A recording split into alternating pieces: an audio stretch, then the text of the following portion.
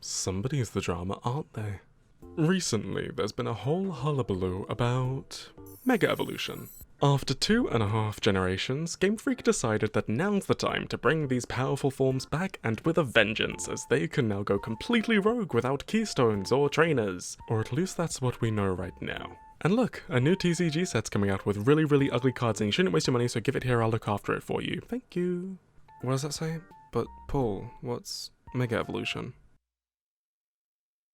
Like I knew you guys existed, but damn. For the uninitiated, Mega Evolution is a temporary stage beyond normal evolution for the lucky few Pokemon that get one. To TLDR the lore of Mega Evolution, Professor Sycamore in Pokémon X and Y suggests that Mega Evolution originates from stones imbued with the light of Xerneas or Yveltal, but that's just one theory, as the Draconid people of Hoenn who worship Rayquaza believe it comes from them and meteorites. People can work with Pokemon to reach this stage by using a keystone, held by the trainer, and a Megastone formed for that specific species. The only exception so far being Rayquaza, who ate a bad fruit gummy in Omega Ruby and Alpha Sapphire. Together, the stones unleash a massive amount of energy that could power a rocket, so needless to say, putting all that on one little guy is ethically dubious. I remember just being a little bags in high school and seeing discussions online about Mewtwo finally being real in an upcoming Genesect movie. What a stupid child, stupid idiot, stupid.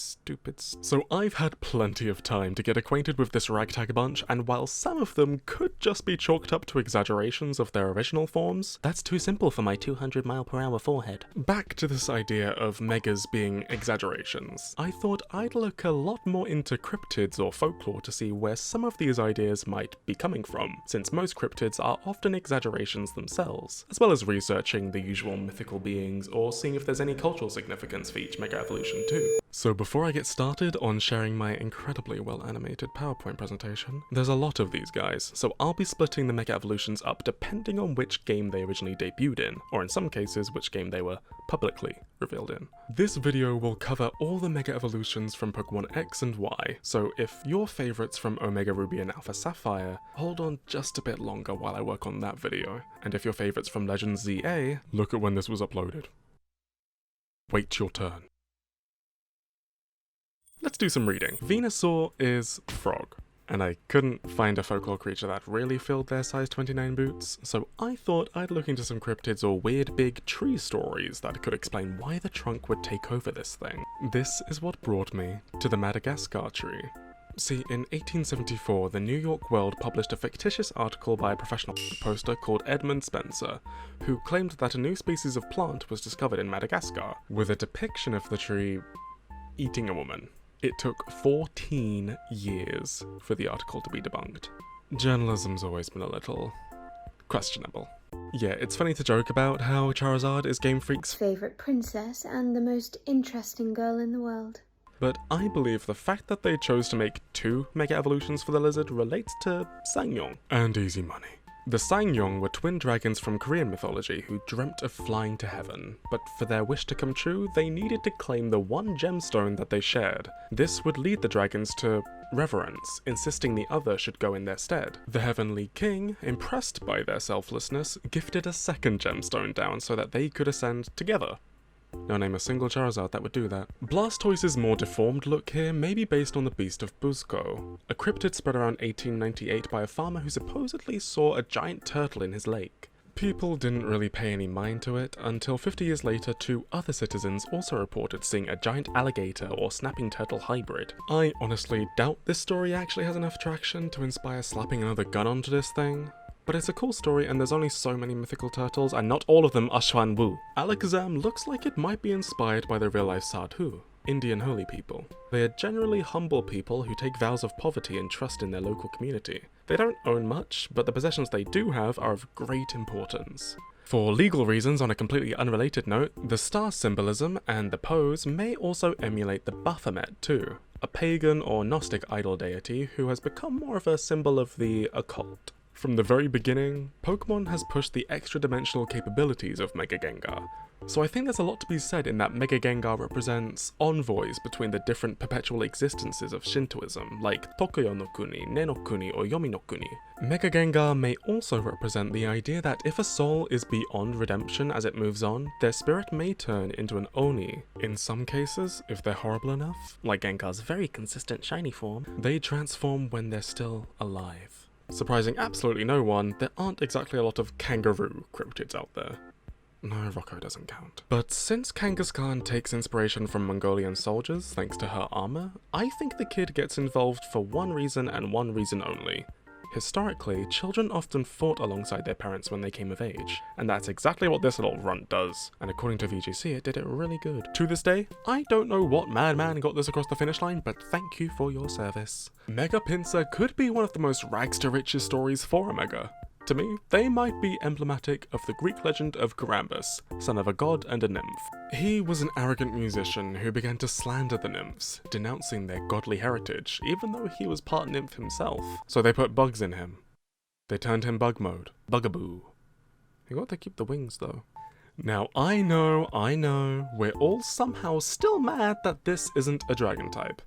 But there's a very good reason for that. See, Mega Gyarados isn't actually draconic. Like at all. In 2018, the beta sprite for Gyarados was officially revealed, and ain't she a charmer? And this sprite is a lot more in line with the Namazu. These were giant catfish from Japanese mythology that caused massive earthquakes, which would explain why the flying type got confiscated from Gyarados. Mega Aerodactyl represents a better understanding over time of more accurate depictions of dinosaurs. The extra spiky features may also represent atavism, or primal reversion, where extra features can be activated during a bird's development to reveal dormant traits like dinosaur teeth. I'll link you a paper in the description, bestie, it's whack. Honestly, Mega Evolution in general might be atavism, but oops, that's a tangent. So the funniest thing about Mewtwo being one of the most iconic legendary Pokemon is that it isn't actually based on a particular creature, unless you want to just go the cat route. You have to remember that Pokemon came out before Dolly the Sheep's birth, the most famous clone. This means Mewtwo specifically would be based on a more general sci-fi concept of genetic cloning, seen in loads of contemporary media from the 80s and early 90s. Which leads me to believe that Mega Mewtwo X and Y represent two ideals for the perfect clone. Brains and brawn. One is clearly better adapted to combat, one is somehow zestier Megamind. What makes the most sense to me here is Mega Ampharos' evolution represents Druk, the thunder dragon of the four dignities in Tibetan or Bhutanese mythology. This dragon is shorter than traditional Chinese dragons, but sports a luscious mane not unlike our L'Oreal representative. Now why would a sheep turn into a dragon? From what I found, I'd glean that Mega Scizor takes inspiration from the stories of samurai cracking skulls with Kabutowari. This is because Mega Evolution causes Scizor's strength to go from crushing to pummeling, which, due to how Kabuto are actually constructed, would be incredibly difficult to do. So it's completely understandable why warriors would over-exaggerate their strength with something stupid and fake if they couldn't just tell the truth about how they went 99-1. It wouldn't surprise me if Heracross is a bit more cheeky than all the others we've got here. They go from a rhinoceros beetle to a Hercules beetle, where it takes on the characteristics of Hercules. The incredible strength, the training art, they've kind of got it down pat. Simple enough, Mega Houndoom goes from naughty dog to full-on hellhound, referencing Garm from Norse mythology. As the pet of the Steward of Death Hell, Garm's howls were said to be part of the apocalyptic Ragnarok that foresaw the death of many gods. Something Houndoom's never really managed to do, but hey, let's hope you get a nice card. Now I would love to say that Mega Tyranitar is as simple as a somehow more accurate Pokemonization of Godzilla, but they're not. They're probably Space Godzilla. They're different, trust. Space Godzilla was created when Godzilla's cells were cast into space, falling into a black hole and re-emerging from a white hole with rapidly growing crystals that you can see on its back. There's not really that much more to them. They get beat up, because that's what happens in a kaiju movie. Blaziken is based on chicken fighting, but Mega Blaziken turns it up a notch by representing traditional Muay Thai garments like the flames billowing like a monkon, or the patches of their feathers resembling burns from the immense heat where skin would be traditionally. Mega Gardevoir's white ballroom gown might have more to it than you think. Cultures all over the world have different interpretations of a lady in full white. I'd argue that Gardevoir is most similar to the German Weiße Frauen, elven women who are beautiful guardians, said to protect treasures or castles. It's no secret that Mawile is based on the yokai Futakuchi Onna, but I think Mega Mawile is more of a take on the Kuchisake Onna, a yokai who splits smiles with scissors from ear to ear. With Mawile's own mouth splitting into two, it fits how Mega Evolutions are somewhat, not fun for them. The Pulkasari is a metal-eating beast from Korean mythology, and while Mega Aggron doesn't really elevate on this idea, it does get a bunch of plated armor which may be influenced by the unique plating styles of Korean helmets, or the layout of Gyeongbokgap armor. While it would be easy to connect Mega Medicham to one of many Hindu gods or goddesses with multiple arms, the fact that they are false arms and that this is an ascended form of Medicham makes me personally believe they are based on the Hindu concept of avatars, predominantly used by Vishnu, the sustainer of the universe, whose avatars would signal an oncoming cosmological crisis. Which, to be fair, is basically the plot of X and Y. From a conceptual perspective, Manectric doesn't exactly change all that much when they Mega Evolve. However, they do look more like the thunderstruck depictions of Raiju, lightning-covered beasts popularized during the Edo period. They are most commonly known as cold blue canines who accompanied Raijin, the Shinto god of lightning. Now, we all know one or two haunted doll stories, but I wouldn't be surprised if Mega Banette takes their face form's inspiration of Hinagami to the extreme. Exasperated by the cracks in their fabric, representing the cracks in porcelain found in supposedly haunted dolls, like Okiku. This was a doll bought for a young girl by the same name, who spent every waking moment with it. Unfortunately, she passed away, and against her family's wishes, the doll was not buried with Okiku. After noticing that the doll's hair started to grow, local shamans thought that Okiku's soul had become trapped inside the doll. Now onto something completely different. While Absol takes most of their inspiration from the Baizhi, a white-furred beast who understands human speech, Mega Absol resembles the Lamassu more, a creature from Assyrian mythology who shares Absol's guardian nature in protecting those from disaster. Okay, so, land sharks. We all know them. Traditionally, they have big strong teeth and earth manipulation powers, and well, we really got that right out the gate, didn't we? So for Mega Garchomp, I wouldn't be surprised if there are actually more influences from the Samebito, a shark man from Japanese mythology with dark inky skin, a demon's face, and a dragon beard. The Samebito was a gentle giant whose tears could become rubies. So have fun with that thought. Lucario's always been that fun little Anubis dog to most people, but did you know that Anubis's roles as a god were to guide and judge souls?